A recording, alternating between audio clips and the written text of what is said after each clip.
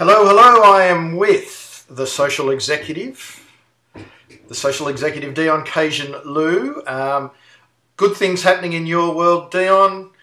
Not to mention the book. We will mention the book. The book, hot off the press, the ink's still wet. It's called The Social Executive. Got to have a subtitle these days. How to Master Social Media and Why It's Good for Business. So we're going to discuss the book today. But can I say from the outset, congratulations.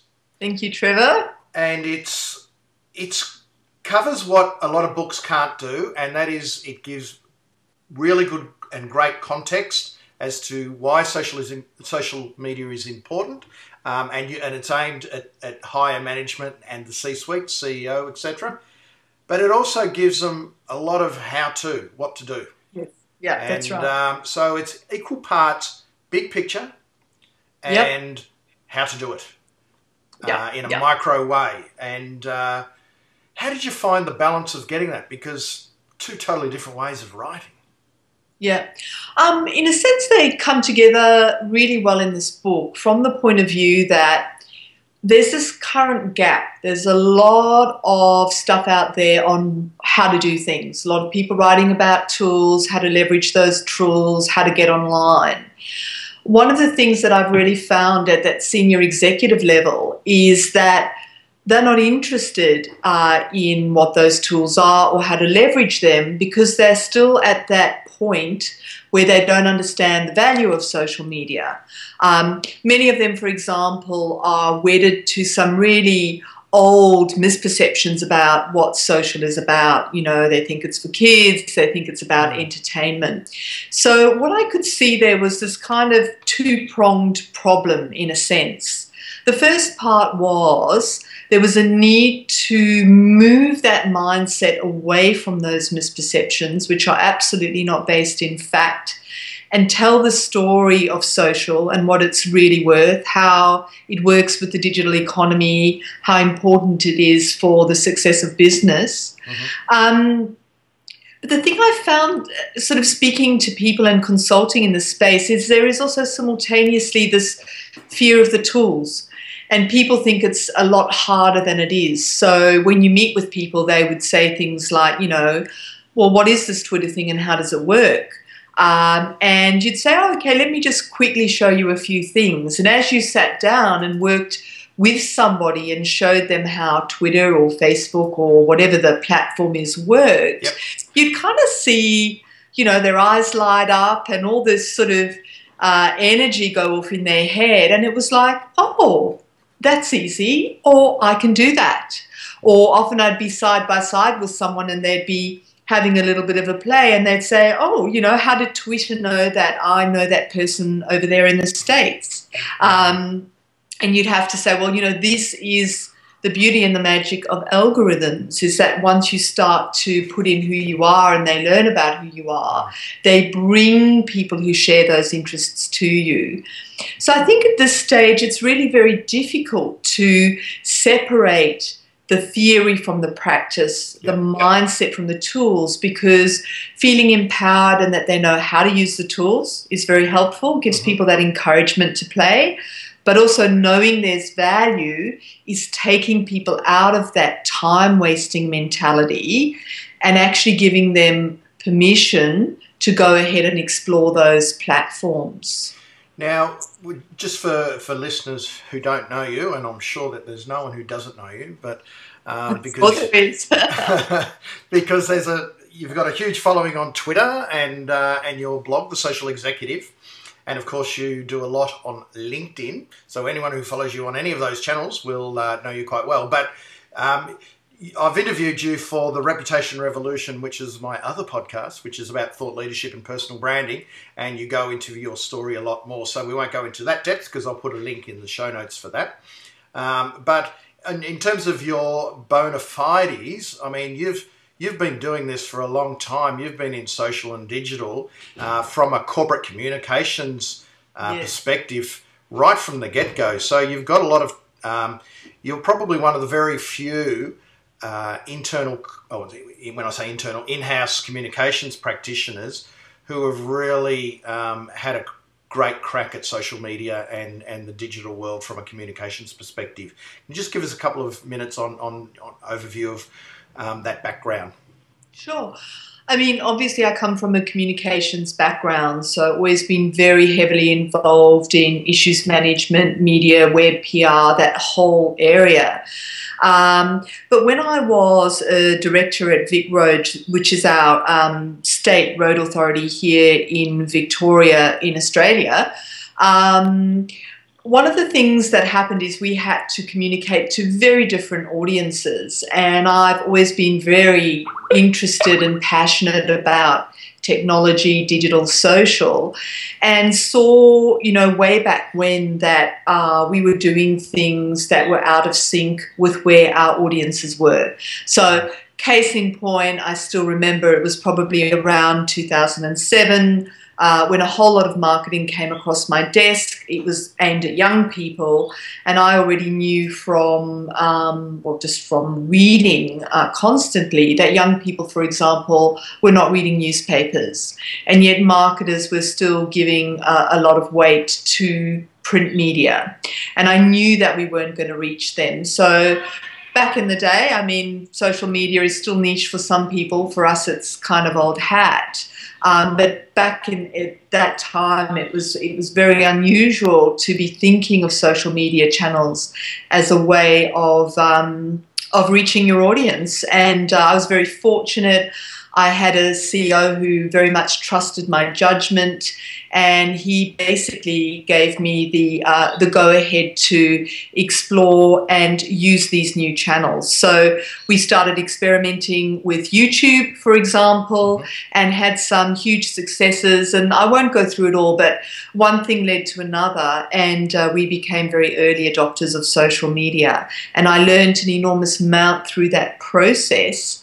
And it was pretty much at the pointy edge because we were obviously a highly regulated organisation.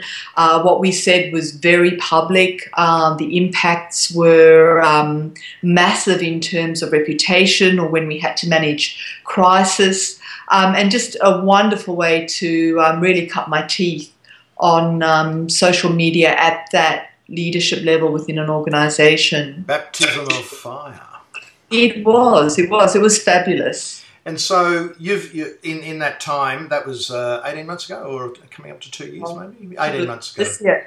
Yeah. That you're now a speaker and a consultant and advisor to boards and to CEOs. So your sweet spot is that's hence the title, the social executive. You are aiming at the higher end of the market, who is, you would say, they're probably the most far removed from the social world.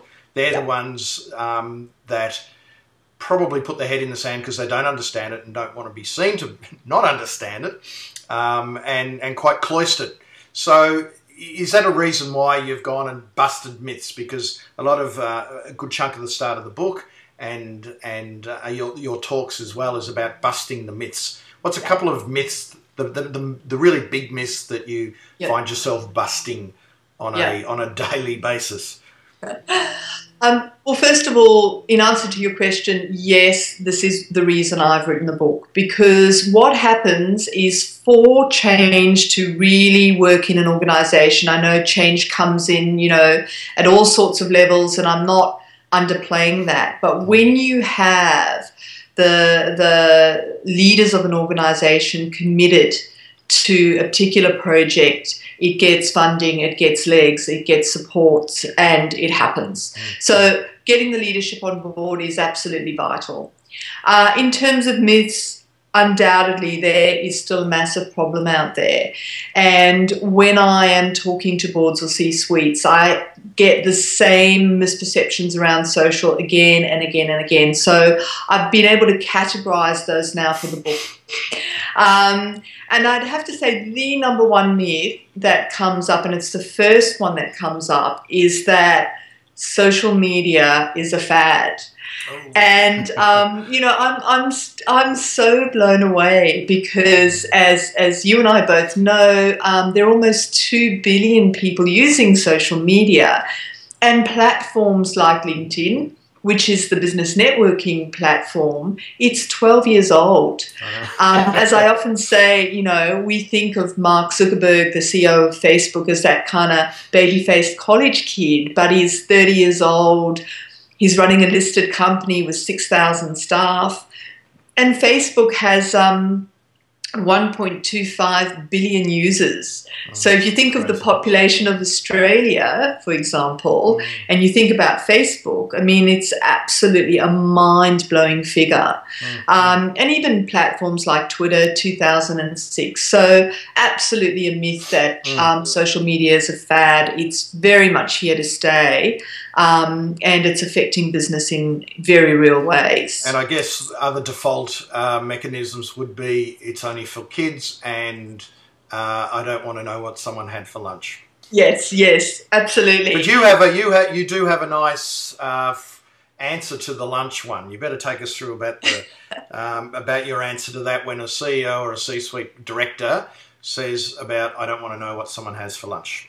Yeah, look, I can understand why people get the idea that posting photos, social media is about posting photos of what you ate for lunch, because when you go onto social media, you know, you see hamburgers and fries and milkshakes and red wine. Not all together. Sometimes all together. Depends on the event. What, you know, so you see these millions of photos and that's your outtake. Social media is about posting photos of things that are absolutely irrelevant. But I think that people need to rethink the context. So say, for example, you are a board member and you've just had a board meeting and you've been in there 3 hours and somebody paused for lunch and somebody brings in a tray of sausage rolls. And you turn to your neighbour and you say, oh, you know, I love sausage rolls.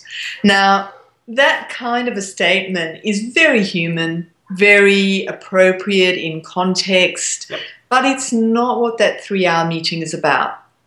The big difference is that comment that I'm making to my colleague in a board meeting, it just evaporates into the ether, it's gone. But if I have a similar moment on social media and I capture that, whether it's in words or with a photograph, it's there forever. So that the sentiment, the principle, the thing that is driving those moments is the exact same thing that is driving the connection in the boardroom. And that is humans connecting with one another around things that are personal within a professional context. It's simply an extension of the way we've always been. Yes, but what's the ROI? No, we'll come to that. We'll come to ROI. Twitter is like a global brain index is one of the chapters. Walk us through that. All right. Again, a statement I get a lot when I'm talking to people about Twitter is, you know, oh, I had a look at Twitter once and there were just all these weird characters and, you know, it's just complete rubbish. You know, what is this channel about? And I guess I'm so defensive about Twitter because it is my absolute favorite channel. I love it. And so I had to think of a way, again, to explain it to people that makes sense in their own terms, because I think I've said this to you in the past, Trevor, that one of the problems with social is people have used words to describe it that are alienating or don't really give people a place to come in. It sort of diminishes their faith in themselves that they can understand it. And there's no need for that because social is actually very easy to understand. It's about humans connecting and sharing information and all sorts of things. So if you think about Twitter, there are 500 million tweets a day. And what happens if you just randomly look at one of those tweets? You aren't necessarily going to see anything that's relevant to you personally. And what I say when I'm speaking to people is, you know, imagine you're going into a library and you want a book. It could be a book on anything, scuba diving. You don't just walk into the library and reach into a shelf and say, I've pulled a book on how to make pasta. libraries are rubbish, you know, and you walk out and you pan it to everybody else you meet. Or don't go to a library. You know, I stuck my hand in a shelf and I got a book on how to make pasta. Yet, interestingly, people are happy to say that with Twitter. Now, I think about it in the same way as when we were young and we had to use the library at school and we were taught how to do it. This is the Dewey Decimal System. This is a catalogue card. These few simple rules will help you navigate this wealth of information. This is how you look by author. This is how you look by subject. And later, obviously, that evolved with computers. Again, same old in terms of the principles. Once you know that, for example, when you're using Twitter, if you put a hashtag, you've signaled a topic, and that you can search for topics. Now you're doing the same thing you did in a library, looking for a book by subject. When you know you've got the little @ button and I'm trying to call, you know, you @ Trevor Young, and it's going to alert you that I am speaking to you.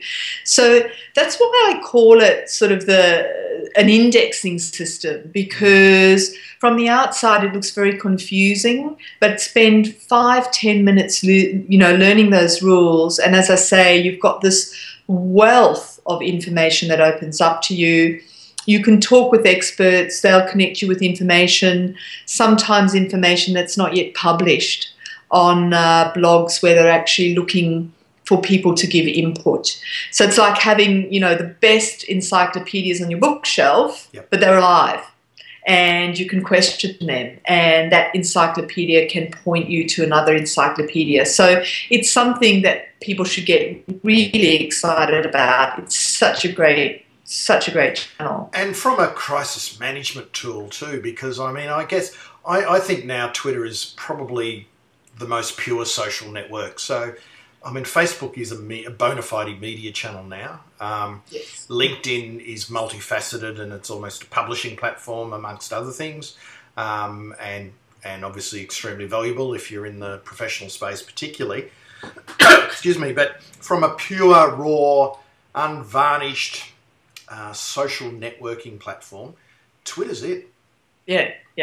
Oh, I mean, I agree with you. And I think what really separates Twitter for me is it's real time. People often say, you know, Twitter is a stream. We have to think of it in that way.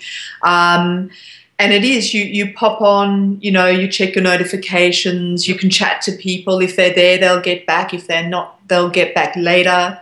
It's so alive and so constantly evolving. And from a crisis management point of view, I think this is what makes it really brilliant as well. I touch on a lot of case studies in the book around, in a sense, how Twitter has become almost, I mean, it's crazy to think of as a time where we managed crisis without it. What happens, we had a case here in Melbourne where there was a little earthquake, I think it was last year, just a little one. And I remember going online, as so many people did, you know, we looking at all the newspapers that I read here, that nothing. Obviously went on to Twitter and, you know, bang, instantly was connected with a Bureau of Meteorology in the States that had a record of what had happened. Wow. And what happens, I guess, and this can happen for both good and bad, and we need to be aware of that, but traditional news sources need to actually check that what we think has happened, so they've got that little bit of a lag. People on the Twitter community don't need that, so often the information is available way ahead of traditional channels. You know, having said that, it can go wrong. We've had a lot of incidents where people have spread gossip on Twitter, which has been very damaging, or spread the kind of news that has caused the share market to plummet, for example. So it's got to be managed well, but it is fantastic because it means if you know how to use Twitter, Boston bombings in the US, classic example, police were straight onto it.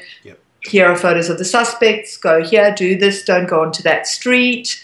You know, the media can run those tweet streams within the media outlet themselves, so they know what's happening. Just a brilliant way to coordinate crisis. And I think that's the thing too, is that, you know, people who have been on Twitter for a while, they're probably savvy enough to sort of get the vibe of what's happening. A hashtag will come up or a trending topic, and then they'll eventually, or soon at least, turn to a well-known media channel who's on Twitter. Yes.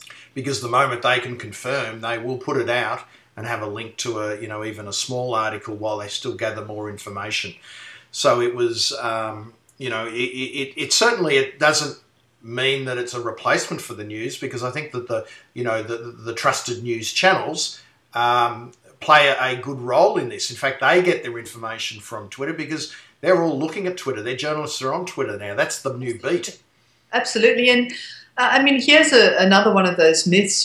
People often talk about the rise of social media as, simultaneously being about the rise of the citizen journalist. And, people have said this, is a threat to journalism in the future. I don't think that it's that simple. I think that it's really that journalists are working very differently now, and they're working in partnership with people who are in social media. But we also still rely on them to get the multiple sources, do the source checking. And there's some great things in the book and on the web which you can read about people like Paul Lewis, the Guardian journalist, who used social media to crack some crimes that were unresolved in the UK, basically using Twitter to call out to people who were at an event. This was the London riots. That went far and wide, as we know social does, reached the right people. One guy was on Wall Street, got the footage back to Paul Lewis, who was then able to use it as part of his investigative journalism. So I think, traditional journalism is still really important. Personally, I think it's going to become even more important because, we're in a world of overwhelm. There is so much information, so much content. I, like everyone else, am looking for the great curators, the people who I connect with in terms of both the way they write, what they write about. You develop those areas of interest and you become passionate supporters of their work. So I think Twitter journalists, citizen journalists, it's a new collaboration, and Twitter is at the core of much of that. And from the C-suite's perspective, they can talk to the journalists directly, and I think that's probably a scary thing, because that's why they've had got a corporate communications department to hide them from journalists. Yeah. And so, the open and connected CEO or the social leadership, where you've got a company where the leadership is very social and about and creating content and accessible to a large degree. That's an important element moving forward for companies, and to be able to be accessible to journalists and be able to deal with them and the public. It must be what scares, well, I'm sure it does. That's what scares the CEOs. Oh, yeah. I mean, that risk has been identified in a lot of research. CEOs will say, what if somebody says something bad about us? And it's like, well, they already are. They already are, yep.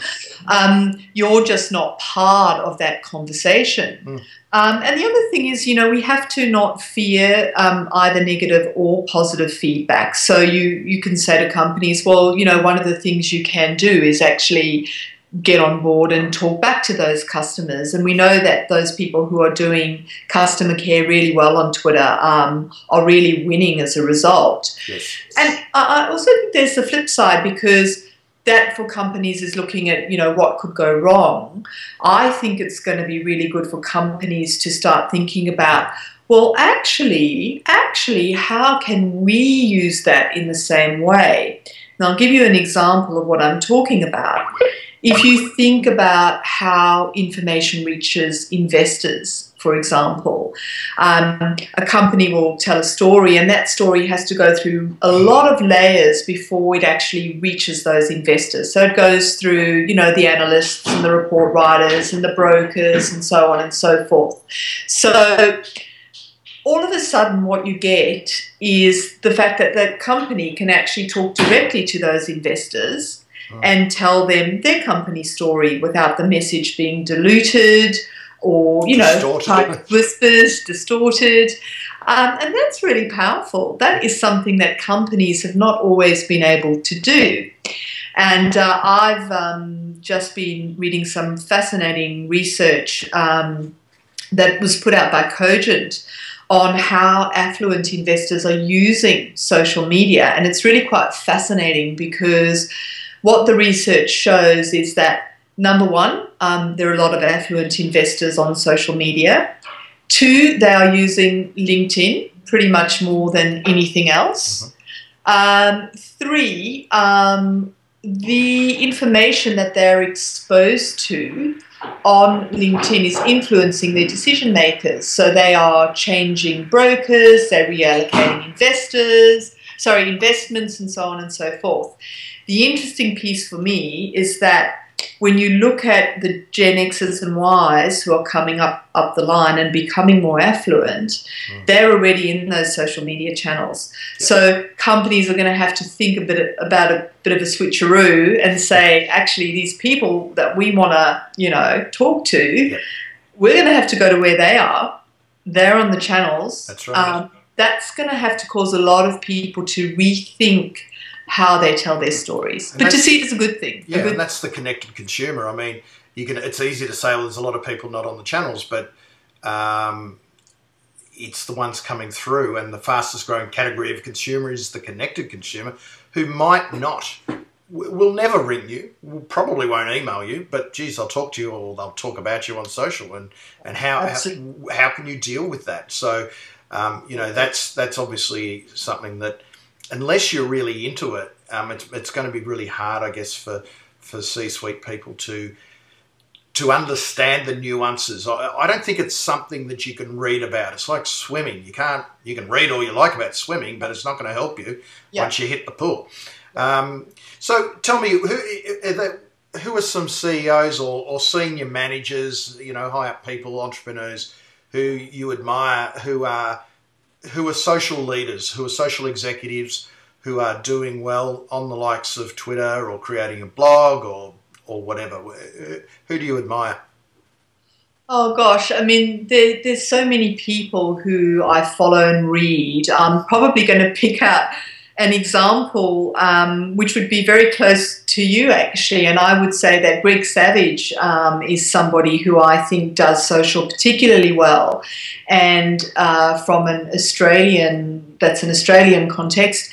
And why I love his social media presence is because as a CEO, he's got that absolute transparency around who he is and what he's thinking. Right. He's very much a thought leader. He shares his point of view, whether that's about recruitment or startups, but also about, for example, behaviours, how he thinks people should behave. We'll tweet you back. We'll read your comments, your content and comment on it. Isn't afraid of saying something. Saying something. Having an opinion. I think, you know, one of the problems with, I guess, corporate communication, and it doesn't necessarily come from the corporate communicators themselves. I know, having been one, they're always in there fighting, you know, let's be truthful, let's be authentic. Stop the spin. And organisations are complex. But it gets to the point where people are afraid of saying anything. Afraid of saying anything. So they say nothing, and that's very boring. And what's great about a CEO who comes out and speaks her or his mind is that it doesn't have to be offensive or divisive or controversial, but you form a connection with it. Again, you go, gosh, you know, I agree, or I don't agree, or I partially agree. And all of a sudden, you're not looking at a sort of an anonymous company who doesn't care about you. You're going, wow, that CEO is really interesting, and she or he is really thinking about the future of that company, and I'm getting insights into where they might be going. And it's just, I guess that's the connected consumer again, Trevor, the connected brand. And going to go off on another tangent now. Slide sheet. I'm just thinking of a number of the other chapters and the phrases you've got, which I love in the book. you've said that SlideShare, let me get this right, is like a pump class for PowerPoint. What is good about SlideShare? Because it is very much really good for a business audience. What have you learned about SlideShare and who should be using it? All right. I think a point that I want to make is that in this book, I've really focused on what professionals should be using. Like if you're going to invest in building what I call a professional platform, what are the channels you should be using? Yep. Because as you and I both know, there are hundreds of them. And you know, if you love social like I do, you can be like a kid in a lollipop shop. It's like, oh, you know, that's fun and that's fun. And the problem with that is you can split your energy and achieve nothing because you're too interested in dabbling. So in putting this book together, and I've really tested all these tools myself, what I've looked at, what are the most important tools for professionals, for senior executives, what makes sense to them. And SlideShare is really the social evolution of PowerPoint. So senior executives are very used to creating PowerPoints and talking to them when they're in front of an audience. Now that audience is global and it's virtual as well as in real life. And SlideShare sort of represents for me that next iteration. So you put your content on SlideShare, you can add in video, you can add in photographs, and what you do by putting it on the SlideShare platform, which is a social network, is you allow it to be watched by anybody who has an interest in what you're talking about at any time of day or night around the world. So again, it's that extension of something that professionals do very naturally, only now rather than, you know, 25 people who are there being able to hear what you've got to say, you've suddenly got 25,000 or 25 million people who have access to what it is that you're thinking and talking about. So again, it's that amplification effect. And again, it's really surprising sometimes of the numbers you can get on SlideShare. I mean, I think it's got something like 60 or 65 million unique visitors a month anyway. But given that it's a very much a business audience or skewed towards business, people who are, you know, searching for information on particular topics, some of the numbers can be quite incredible. Yeah, oh yeah, absolutely. And, you know, as I've experienced directly, and I'm sure you have too, the quality of information on SlideShare is just brilliant. I've read some of the most compelling thought leadership content there. A particular piece by Jonathan Coltman on, you know, how to solve wicked problems, for example, where I think what you're seeing is people bringing incisive, interesting thinking to you, and they're bringing it to you, you know, it's of their words, but they're also pictures, their thoughts, their questions, and as a viewer, you can sit there and in these little bite-sized chunks, you can go, you know what, that, I haven't thought of that, that's really interesting. It's a different consumption experience. It is, and I think it works because I think we've got used to, for better or worse, we've got used to during the day, you know, little snacks, little information snacks, and SlideShare goes, you know, snack, snack. It's very digestible. You know, I don't want to suggest we can't read long form anymore. We do, and for people who are publishing on platforms like Medium, you know, Medium will tell you, and this kind of research is coming out, that it's the longer articles that are doing really, really well because they've got depth. So they've got depth. If the subject requires that depth of thinking and therefore a few extra words, then it's worthwhile. Yeah, and I think that's what you see now. You know, you can get your 400-word blog post, you can get your 140-character tweet, you can get your SlideShare mix of, you know, visual, verbal chunks, and you can get your long-form content from, you know, your favorite channels as well. So any reading experience or content experience you want is there and available. So with a good place for a social executive, again, a senior executive or even a business owner or someone who wants to be out there and to be a thought leader, they have to be creating that content, and then by interacting with people on social channels, and sharing that content, but there's that human face, I suppose, which is obviously very important because the boardroom is noted for its conformity and its facelessness.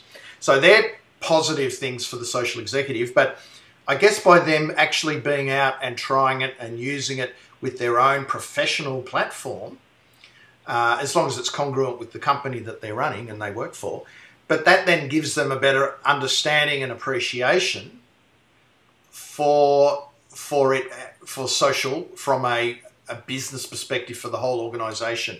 Yeah. So is your recommendation that executives experiment, try some of these channels, maybe put out a little bit of content, bit by bit start getting their feet wet, and then start trying to understand how it all works from a business perspective, and then work with the teams internally and give and empower them to, you know, push it a little bit harder, to take a few more risks, to be more innovative with the communications from the business? Yes to all of the above. I don't even know if that was a question. But I want to make a few comments on it. The first thing I want to say is that boards are only faceless and nameless from the outside in. If you're on a board and part of a board, they're very personal. And people have very strong connections with each other, and are often coalesced around very important company issues. And there's often a lot of, respect, connection, so on and so forth. So that's an outside-in perspective. I think there are lots of reasons that boards and C-suites need to understand social, not least of all that social has really tangible effects on the life and death of companies. And by that I don't mean a company can sort of die as a result of social, but more if you look at the impact of social. For example, a hoax tweet can cause the share price to plummet long before anybody within the organisation has actually figured out what's happened to drive that kind of misinformation. So if I were a board member or a senior executive of a company, from a risk point of view, I'd want to be sort of really keeping abreast of, what are the rumours about my company, how are they being handled, is there misinformation, what are we going to do to counter it? So this is my personal belief, and there are a lot of people who agree with me and there are people who don't agree. But my view is that the board and the C-suite need to be responsible for social media, because it's about way more than marketing or sales or research or customer care. It is really about business. Well, it's about reputation, which is your brand, which is your business. But it's also about the future, Trevor. I often get this from people who say to me, well, I'm not on social media and I'm doing fine, and so are all my mates. And I know what they're saying. And what they're saying is true for them at this moment in time. But if you're looking around and sort of basing what you think success is going to be in the future by looking at you and your peers, you really looking in the wrong direction, because you've got to look at what is coming over the hill. And if you think about the billion consumers who are about to enter the market, these people have never lived without social media. They are a social-first generation, and they're going to expect to find you there on the platforms, not because you're savvy or edgy or an amazing brand, but just like you and I would walk down the road and expect to find a shop with a door and inventory on the shelves. So, that kind of thinking is very limited. And the other thing is not going to last very long. In a few years' time, that over the hill will be here. And then where are those people who've made those comments? So no need for that kind of commentary. The other thing I want to say is that I do believe that boards and C-suites should be experimenting with social, and they should do it in a way that is congruent with the professional brand. So again, you can look and say, look, I don't have much time. Where should I be? Well, how about you use LinkedIn with Twitter, or LinkedIn and SlideShare with Twitter, or just LinkedIn, whatever it is the decision that you make. So pairing up a couple together. Pairing up or partnering up, or, even if you're going to say, look, I'm only going to do one, making a choice and then producing really, really great content to go with that choice. But why I do think it's important for them to experiment, and I literally see this when I work with people in executive coaching them in social, is as I was saying at the start of this interview, those light bulb moments that go off. And the thing I find working, again, with senior executives, they tend to be very smart and very savvy. Once they've overcome that fear and they start to play, they get it very, very quickly. So you'll be working with someone and saying, look, let's set up Twitter. Let's truly choose some people to follow right at the start who you admire, yada, yada, who share your interests. So you choose a few of those, and as you know, Twitter learns very quickly and starts to pop up with similar people. And it's like, oh, yes, I'm interested in that and that and that and that. Oh, I know that person, that person, that person, that person. Oh, that looks interesting. And off you go, as all of us who love social know, into this wonderful world of rabbit holes. Vortex. Vortex. But which expand your professional knowledge, your personal knowledge, your connection, your network in very real and valuable terms. Yeah. So, yes, I think they should experiment because, one, it takes away the fear. Two, it creates those light bulb moments where all of a sudden it's really clear as to how the stuff works, why it works, and bang, they're on their own journey. Yeah. Well, it's been fascinating. It continues to be fascinating talking to you, Dionne, and there's the book again.